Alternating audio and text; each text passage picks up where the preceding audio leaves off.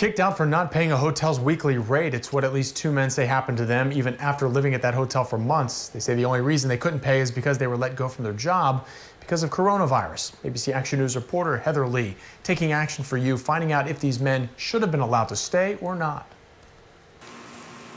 IRA Jenkins has been homeless for 2 days, a situation not ideal during a pandemic. Definitely not at a time like this right now. He was staying here at Palms Inn Hotel off I-275 and Fletcher since July of last year.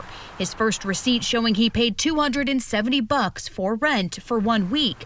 Saturday, he says his stuff was put outside and he was told to leave. It ain't like I quit my job and say I refuse to pay my rent. I got laid off behind this virus. The same thing happened to another man who's been living in the hotel for 2 years. He even lists the hotel's street address as his own for mail.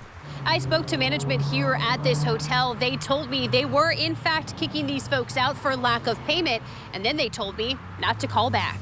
The men say they should be covered under Governor DeSantis' executive order, freezing rent payments until at least mid-May because of the virus. But the Hillsborough County Hotel and Motel Association say they are not considered tenants under Florida law. People don't typically stay at hotels for 8 months.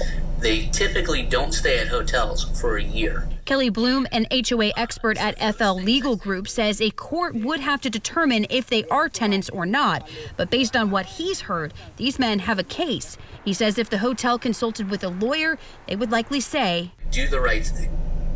Don't throw these people out. They obviously don't have another place to go. We asked the governor tonight if extended stay hotels and motels should be included in the order. And I'm going to have to confer with that's a good question. I mean, when I was doing that, I wasn't necessarily thinking of that. I was thinking more in terms of people paying rent.